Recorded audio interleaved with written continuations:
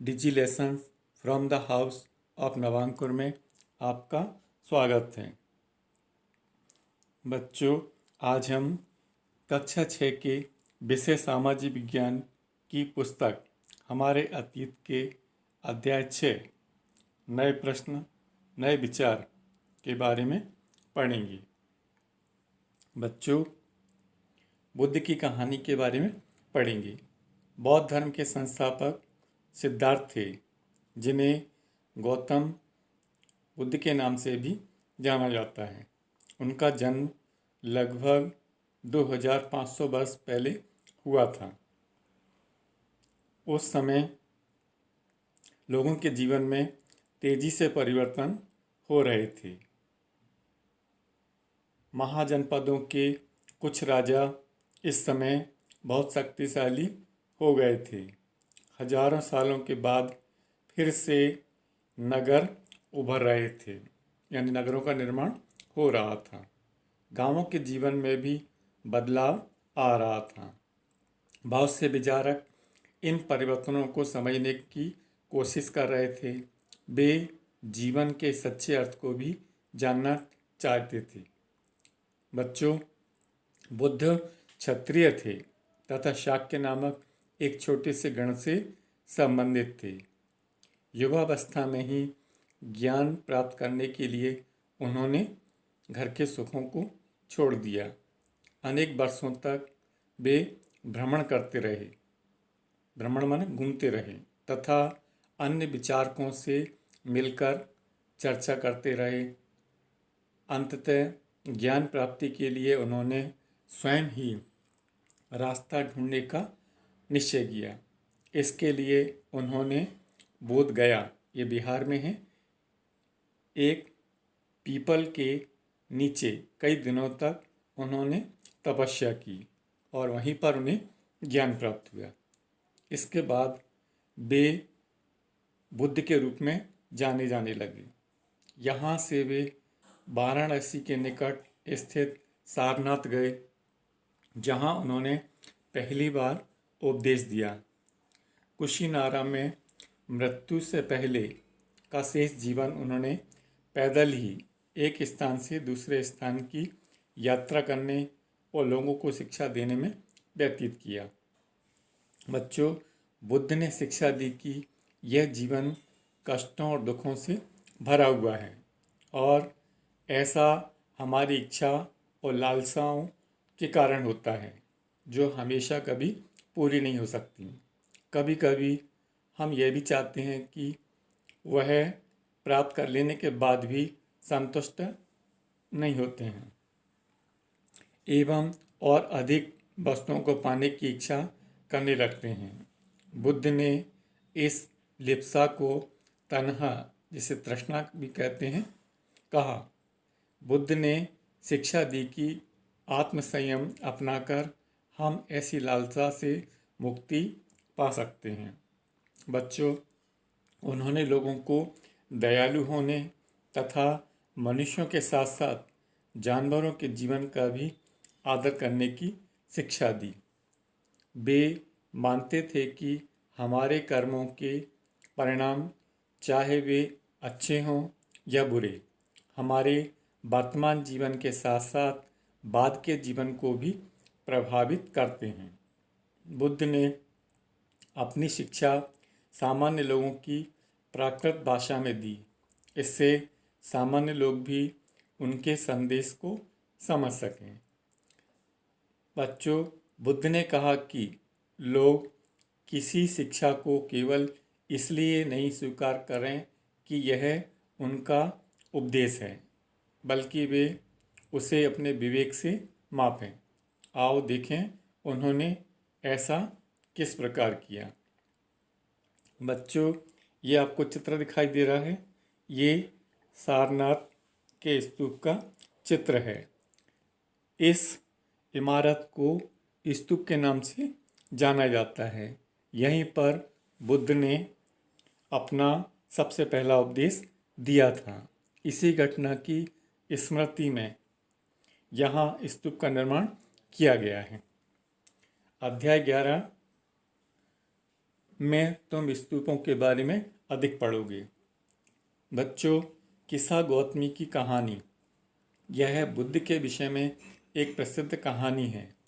एक समय की बात है, किस्सा गौतमी नामक एक स्त्री का पुत्र मर गया था। इस बात से वह इतनी दुखी हुई कि वह अपने बच्चे को गोद में लिए नगर की सड़कों पर घूम घूम कर लोगों से प्रार्थना करने लगी कि कोई उसके पुत्र को जीवित कर दे। एक भला व्यक्ति उसे बुद्ध के पास ले गया। भगवान बुद्ध ने कहा, मुझे एक मुट्ठी सरसों के बीज लाकर दो, मैं तुम्हारे पुत्र को जीवित कर दूंगा।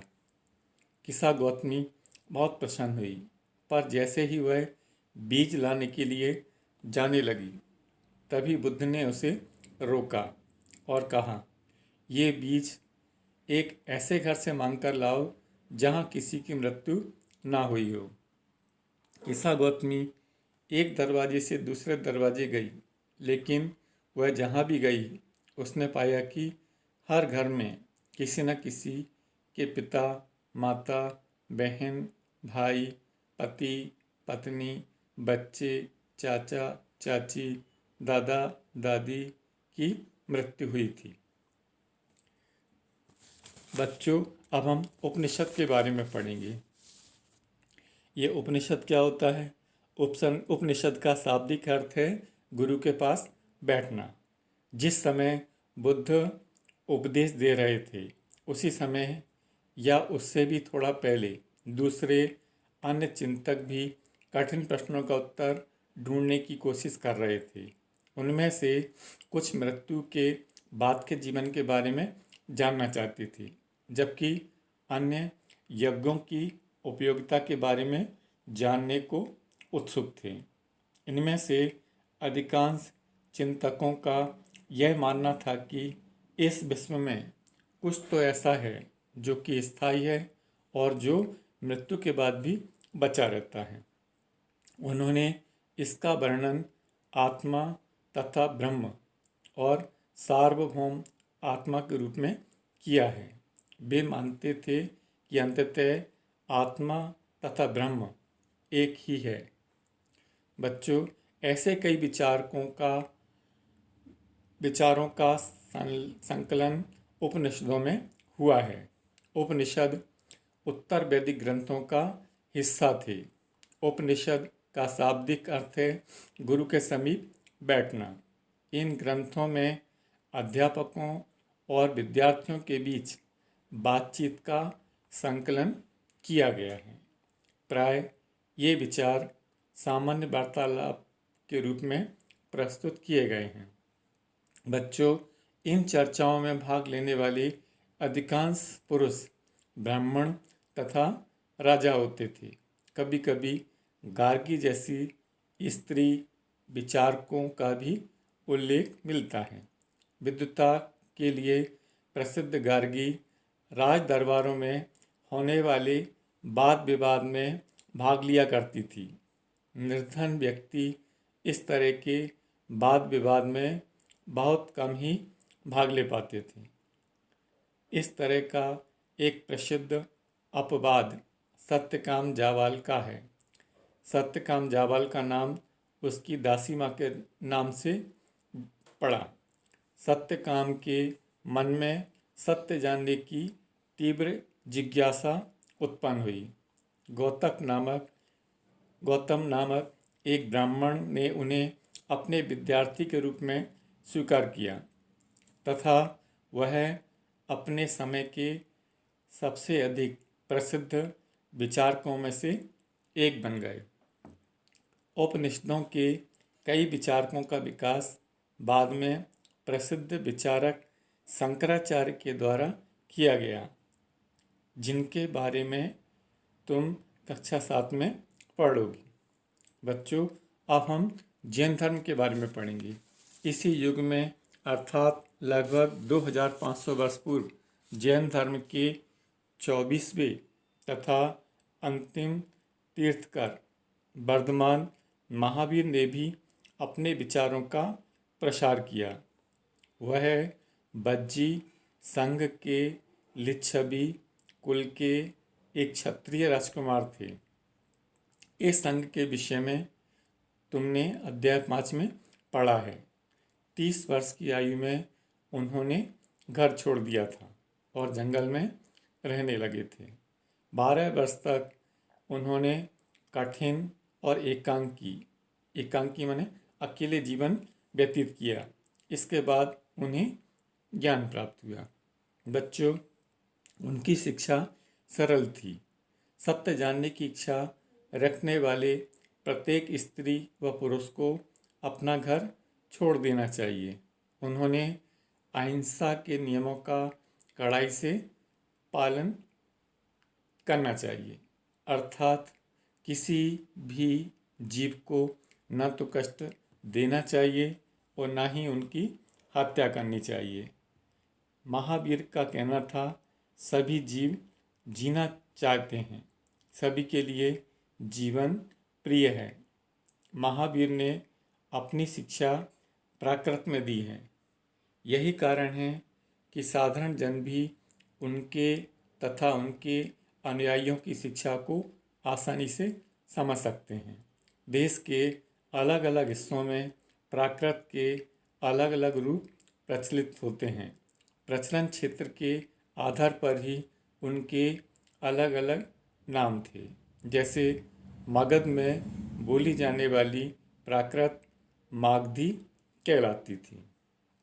बच्चों, जैन नाम से जाने गए महावीर के अनुयायियों को भोजन के लिए भिक्षा मांगकर सादा जीवन बिताना पड़ता था।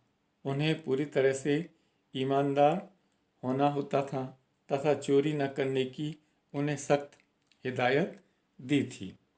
उन्हें ब्रह्मचर्य का पालन करना होता था। पुरुषों को वस्त्रों सहित सब कुछ त्याग देना पड़ता था। बच्चों, अधिकांश व्यक्तियों के लिए ऐसे कड़े नियमों का पालन करना बहुत कठिन था। फिर भी हजारों व्यक्तियों ने इस नई जीवन शैली को जानने और सीखने के लिए अपने घरों को छोड़ दिया था। कई अपने घरों पर ही रहे और भिक्षु भिक्षाणी बने, लोगों को भोजन प्रदान कर उनकी सहायता करते रहे। मुख्यतः व्यापारियों ने जैन धर्म का समर्थन किया। किसानों के लिए इन नियमों का पालन करना अत्यंत कठिन था, क्योंकि फसल की रक्षा के लिए उन्हें कीड़े मकोड़ों को मारना पड़ता था। बाद में सदियों में जैन धर्म उत्तर भारत के कई हिस्सों के साथ साथ गुजरात, तमिलनाडु और कर्नाटक में भी फैल गया था। महावीर तथा उनके अनुयायियों की शिक्षाएं कई शताब्दियों तक मौखिक रूप में रहीं। वर्तमान रूप में उपलब्ध जैन धर्म की शिक्षाएं लगभग 1500 वर्ष पूर्व गुजरात में वल्लभी नामक स्थान पर लिखी गई थीं। बच्चों, अब हम संघ के बारे में पढ़ेंगे। महावीर तथा बुद्ध दोनों का ही मानना था कि घर का त्याग करने पर ही सच्चे ज्ञान की प्राप्ति हो सकती है।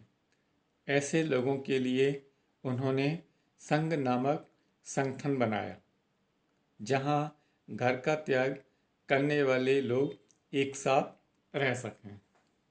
संघ में रहने वाले बौद्ध भिक्षुओं के लिए बनाए गए नियम विनय पिटक नामक ग्रंथ में मिलते हैं।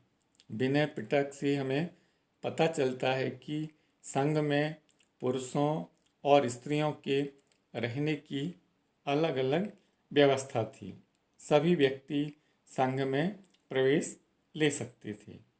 संघ में प्रवेश के लिए बच्चों को अपने माता पिता से, दासों को अपने स्वामी से, राजा के यहाँ काम करने वाले लोगों को राजा से तथा कर्जदारों को अपने देनदारों से अनुमति लेनी होती थी। एक स्त्री को इसके लिए अपने पति से अनुमति लेनी होती थी। संघ में प्रवेश लेने वाले स्त्री पुरुष बहुत सादा जीवन व्यतीत करते थे। वे अपना अधिकांश समय ध्यान करने में बिताते थे और दिन के एक निश्चित समय में वे शहरों तथा गांवों में जाकर भिक्षा मांगते थे। यही कारण है कि उन्हें भिक्षु तथा भिक्षुणी कहा गया। साधु भिखारी के लिए ये प्राकृत शब्द कहलाता है। वे आम लोगों को शिक्षा देते थे और साथ ही एक दूसरे की सहायता भी करते थे। किसी तरह की आपसी लड़ाई का निपटारा करने के लिए वे प्राय बैठकें भी किया करते थे। संघ में प्रवेश लेने वालों में ब्राह्मण, क्षत्रिय, व्यापारी, मजदूर, नाई, गणिकाएँ तथा दास शामिल थे। इनमें से कई लोगों ने बुद्ध की शिक्षाओं के विषय में लिखा तथा कुछ लोगों ने संघ में अपने जीवन के विषय में सुंदर कविताओं की रचना की। धन्यवाद।